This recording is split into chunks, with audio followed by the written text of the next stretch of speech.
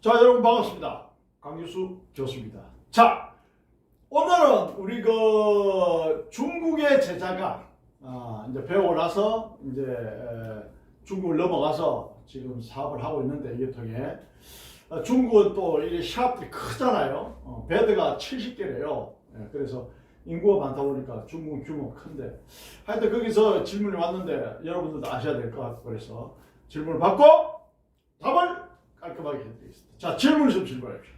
화병 치료를 하려면 흉골의 관리를 하라고 하는데 흉골의 위치가 어디입니까? 흉골의 위치요. 자, 그래서 내가 예를 들어서 어떤 경혈자리를 얘기한다, 학복이다, 곡지다, 뭐 족삼리다, 뭐 이런 경혈자리를 얘기한다. 그럼 위치를 알아야 관리를 하고, 뼈도 마찬가지잖아요. 상골이다, 요골, 척골이다, 뭐 대퇴골이다, 경골, 비골이다, 뭐 이러면. 그럼 흉골은 뭐냐? 간단하잖아요. 여기 있잖아요. 흉골병, 흉골차, 금상돌기. 자, 보세요. 우리 사람 인체가 아나토믹 포지션, 해부학적인 자세로 서라면 이렇게 서는 거예요.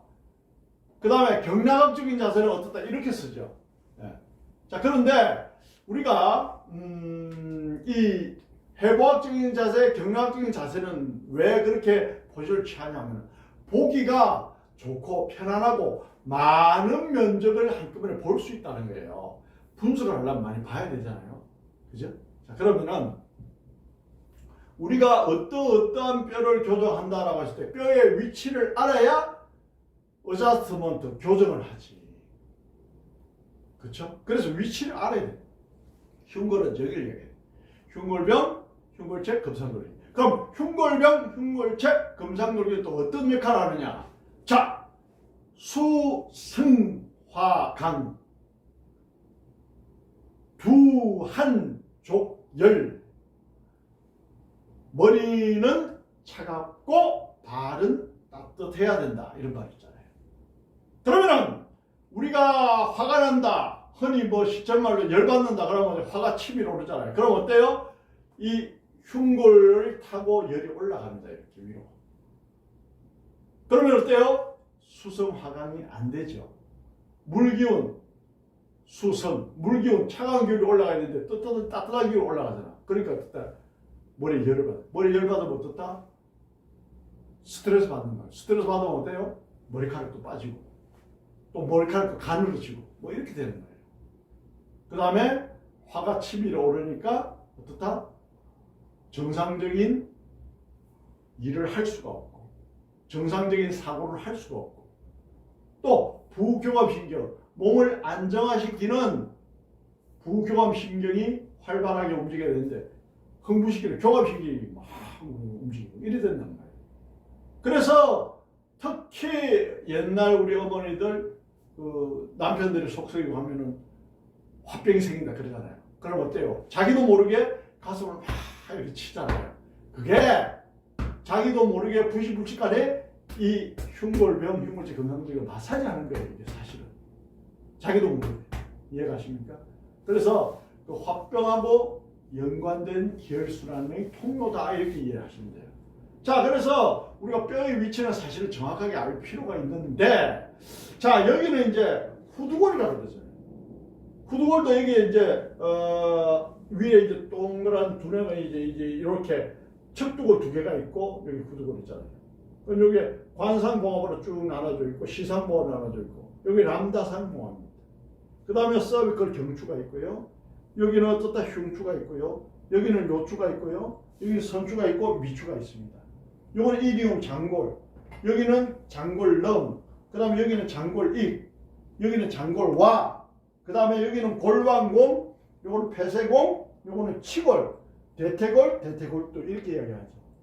그래서 뼈의 위치라든지 그 구조는 여러분들이 좀 아셔야 되고요. 그래서 그 부분은 제가 집필한 책을 가지고 또 설명을 한번 해드리겠습니다. 장골 같은 것도 마찬가지예요.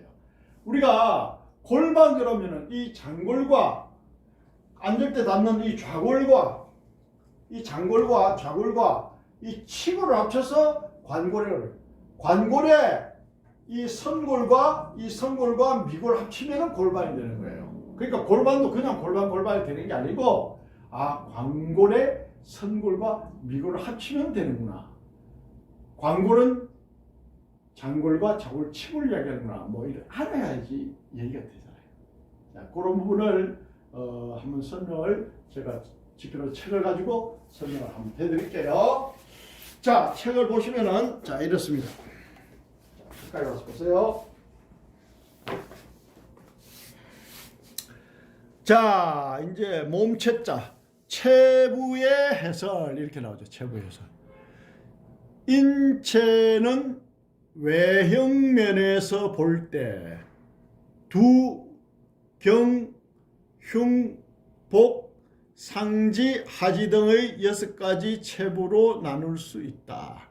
그러나 크게 두, 경, 체간, 체지 4개의 부위로 구분하는 것이 통례이다. 두, 머리, 경, 서비컬, 목, 그 다음에 체간, 흉곽, 가슴 이야기합니다. 목, 흉곽, 그 다음에 복부 이야기합니다. 복부, 그 다음에 골반. 체간은 흉곽, 가슴과 복부와 골반을 체간이라고 하는구나. 그 다음에 체지라는 게 있어. 체간과 체지를 나누는데 체간은 흉곽과 복부와 골반을 이야기하고 체지는 상지와 하지를. 상지는 상완의 경관절, 전완의 주관절, 말 그대로 손 이야기하죠. 완관절, 경관절, 주관절, 완관절. 하지는 대퇴 고관절, 하퇴 슬관절, 발 그대로 족관절, 발을 이야기하는 거죠. 자, 발목을 이야기하는 거죠. 요거는 손목을, 수는 손목, 족은 발목. 골반은 방금 말씀드렸죠. 관골은 장골, 자골, 치골을 관골이라고 그러고 거기다가 성골, 미골 합친 것을 뭐라 한다? 골반이라고 한다. 자, 이렇게 설명을 해드릴 수가 있고요. 자, 그래서 우리가 이제 뼈를 보면은 이렇죠. 여기 이제 여러분 아시다시피 견갑골, 세모난 등 뒤쪽에 붙어 있는 세모난 뼈, 견갑골. 요 흉골, 아까 흉골 질환 흉골 나오잖아요. 여기.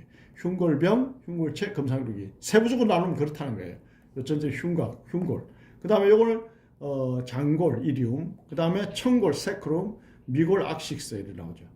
그 다음에 요거는 대퇴골두에서 동그란 요걸 대선자라 그러죠. 그 다음에 이제 대퇴골, 설계골, 여기는 경골, 비골. 이 두꺼운 뼈가 경골, 얇은 뼈가 비골입니다. 그 다음에 족근골, 그 다음에 중족골. 그렇게 되어 있죠. 자, 그럼 여기는 두개골, 쇄골, 오해돌기, 요 동그란 거, 그 다음에 금상돌기, 상완골, 탈뼈, 요골 척골, 그 다음에 수건골, 중수골, 지골, 손가락. 자, 그래서 이거는 엔테리어, 포테리어, 앞에서 뒤로 보거나 포테리어, 엔테리어, 뒤에서 앞으로 본 거고, 이건 레럴 뷰, 옆에서 보고, 옆에서 보면은 두개골, 서비컬, 경추, 견갑골, 흉추, 넙골, 상완골, 요추, 장골, 청골, 미골, 척골, 요골 이렇게 나오죠. 대퇴골, 설계골, 경골, 비골, 종골, 발 이렇게. 자, 그래서 우리가 자 이렇게 보면은요, 그렇게 이제 대체적으로 볼 수 있고. 손의 전체의 뼈의 개수는 54개입니다. 발의 전체의 뼈의 개수는 52개입니다, 여러분. 그러면 인체 전체의 뼈의 개수는 206개입니다. 206개인데 손과 발만 더해도 그거는 반 이상이 되는구나. 그만큼 손과 발은 움직임이 많고 또 인체에 중요한 역할을 하기 때문에 뼈의 개수도 많다라는 걸 여러분들 아시기 바랍니다. 우리가 제일 많이 쓰는 게 뭡니까? 손과 발이잖아요, 사실. 우리가 아침에 일어나면 뭐합니까? 일어나서 걸어서 움직이잖아요. 목적지를 가잖아요. 그럼 가고 나서 뭐합니까? 손으로 컴퓨터를 하고 글을 쓰고 일을 하고 차를 마시고 하잖아요. 아, 그렇구나. 아침에 일어나서 출근을 하고 발이 움직이고 일을 하고 손이 움직이고 손과 발이 제일 부지런하네. 조물주가 그래서 뼈의 개수를 제일 많이 배치를 해서 제일 디테일하게 움직이게 만들었구나. 뭐 이렇게 되는 거지. 우리가 미래의 산업 중에 로봇 산업이 있는데 전망이 좋은 로봇 산업인데 그 로봇 산업 중에서도 만들기 힘든 게 뭡니까? 이 경첩, 굴곡 신전하는 거, 그 다음에 힘 조절하는 거 이런 게 어렵다. 그것을 잘하는 회사가 매력 있는 회사가 되고 기술력이 뛰어난 회사가 되잖아요. 인간의 몸이 어떻다? 그렇게 흉내내기가 간단치가 않다. 로봇이.